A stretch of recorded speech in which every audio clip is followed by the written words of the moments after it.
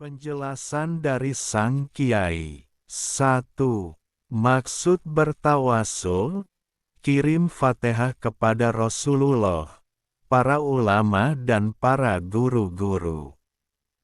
2.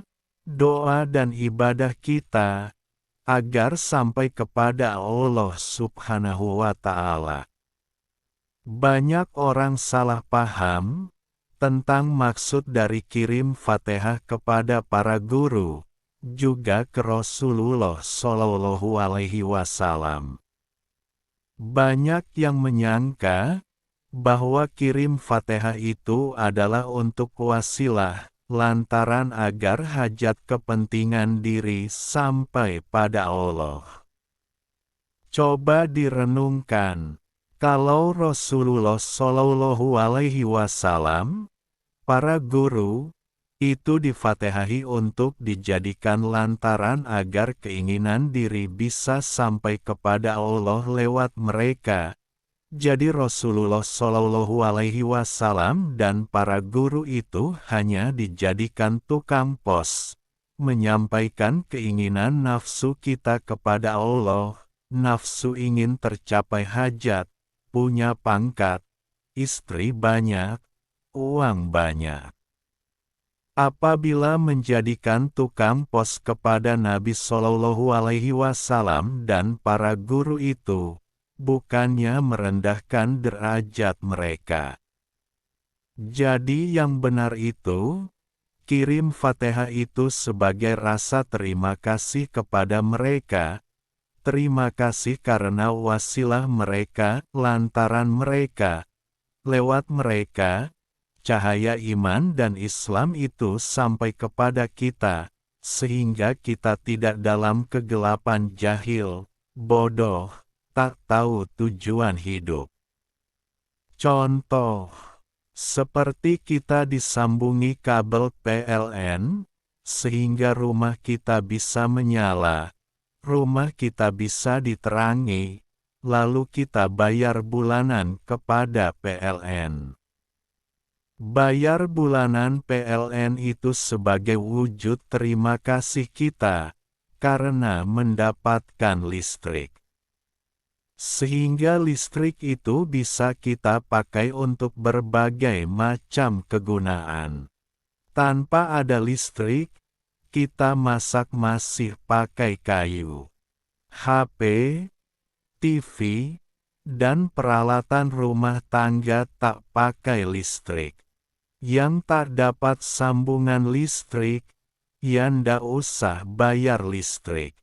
Nah, bayar listrik itu karena petugas PLN-nya masih hidup, maka bayarnya pakai uang, karena mereka masih hidup.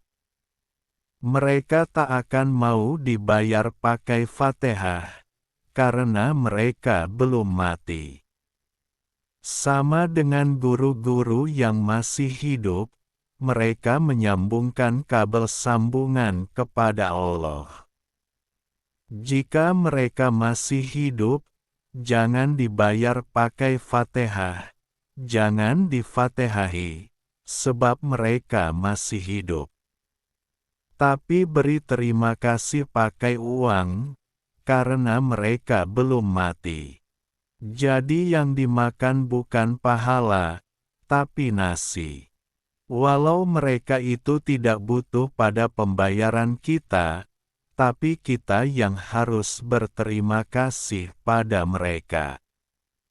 Kalau kita datang ke guru, lalu memberikan tulisan Fatihah 1000 tulisan, apa pantas? Ingat, mereka lebih fasih dan manjur Fatihahnya daripada kita. Jadi maksud memfatihahi Rasulullah Shallallahu Alaihi Wasallam itu bukan agar ibadah kita sampai pada Allah lewat mereka.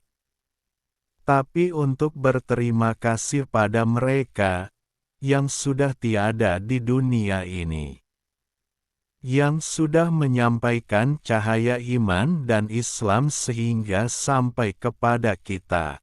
Wasilah, lantaran merekalah ilmu itu sampai pada kita. Karena mereka sudah meninggal dunia, jadi mereka tidak makan nasi, atau beli sesuatu dengan uang di akhirat sana.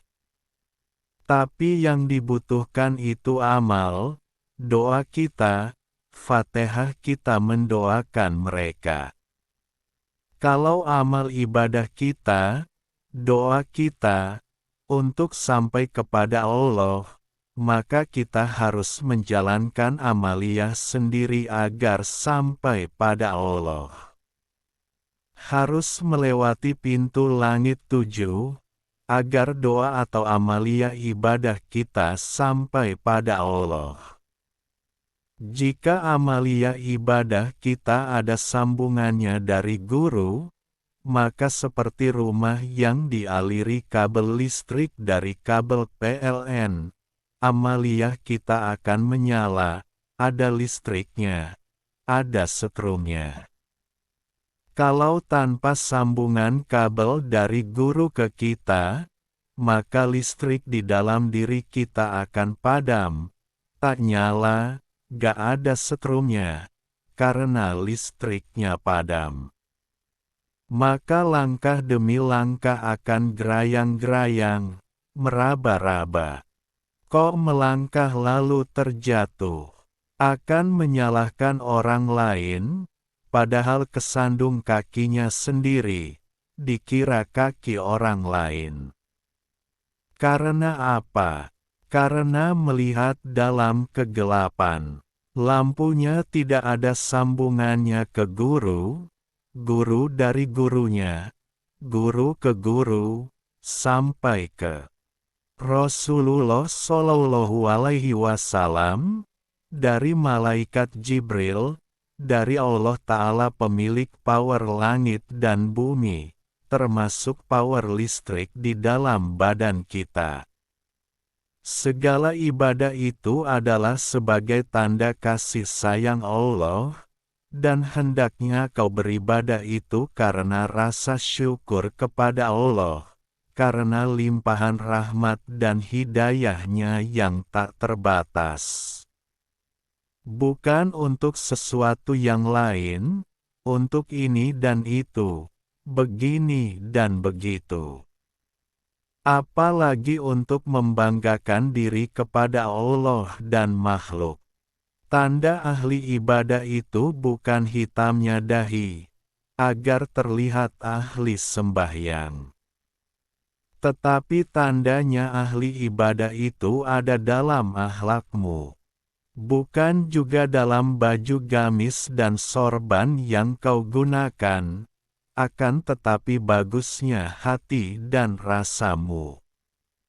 Maka merenunglah agar kau lebih mengenal Tuhanmu, agar kau lebih dekat dan lebih cinta kepadanya. Amaliyah Thariqah itu tidaklah rumit seperti orang perkirakan, yang kata kebanyakan orang itu berat. Thariqah itu ia hanya menjalankan amaliyah syariat, cuma bedanya amaliyah hakikat dibawa beserta bersamaan ketika mengamalkan syariat itu. Sebagai contoh dalam sholat, ketika orang mengamalkan syariat, maka syarat rukun perbuatan dan ucapan itu dikerjakan, sebagaimana orang itu mengerjakan sholat biasa. Dan ketika orang itu menyertakan hakikat, maka fokus akal, hati, difokuskan mengingat Allah. Akal dan hati tidak kemana-mana, tapi masuk ke dalam diri sendiri mengkonsentrasikan lafaz Allah di titik-titik latifah. Lalu apa itu titik latifah? Titik latifah itu titik penghubung antara manusia dengan Allah. Melewati 7 pratala lapis langit. Di titik latifah itu ada lubang. Lubang itu mengarah ke dalam kegaiban ruhani.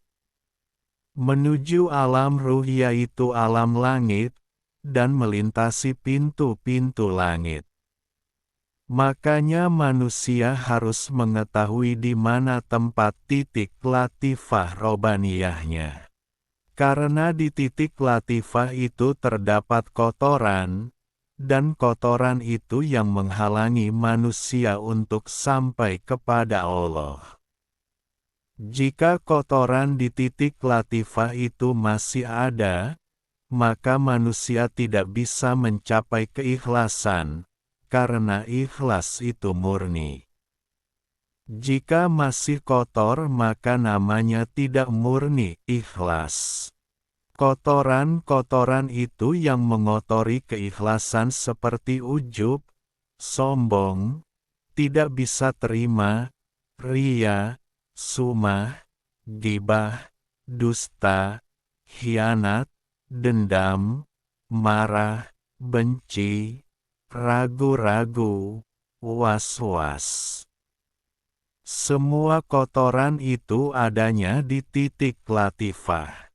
Dan kita membersihkan kotoran-kotoran itu namanya nadofah. Makanya, kata-kata nadofah disangkut pautkan dengan iman, bukan dengan Islam. Anadofatu minal iman, bukan anadofatu minal Islam. Karena yang dimaksud di hadis itu adalah pembersihan titik latifah kita.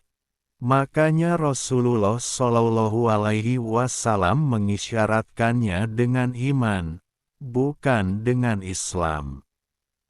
Jika titik latifah kita belum bersih dari kotoran, maka pintu 7 langit belum bisa dilewati oleh amal ibadah kita.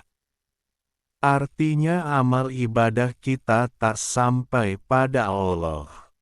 Bukan hanya amal ibadah kita tertolak, kalau tertolak itu artinya sudah sampai kepada Allah, sudah sampai lalu ditolak.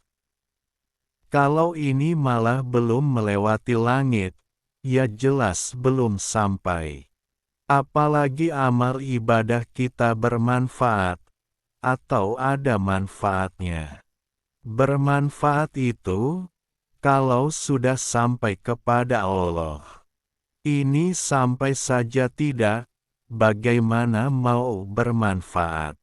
Jika titik latifah kita bersih, bersih dari semua penyakit, baru amal ibadah kita akan melewati langit, dan sampai kepada Allah.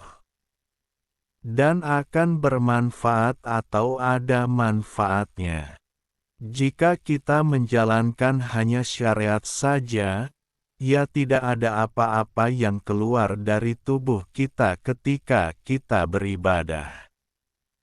Kita itu, kalau sudah menggabungkan ibadah antara syariat dan hakikat sinkron bersama-sama, maka akan keluar malaikat sebentuk cahaya, yang akan ke langit menghadap kepada Allah, sebagai perwujudan ibadah kita. Malaikat serupa cahaya itu yang akan menghadap Allah.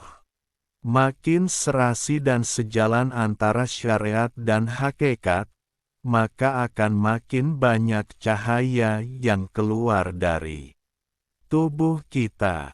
Ini soal bisa menembus 7 langit, sekalipun ibadah kita sudah ada bentuk cahayanya, masalah menembus langit itu masih berhubungan dengan kebersihan latifah kita dari kotoran ruhani. Selama latifah kita belum bersih dari kotoran, maka belum bisa cahaya yang keluar dari ibadah kita itu akan bisa menembus langit. Makanya hanya ibadah yang ikhlas saja yang akan sampai kepada Allah.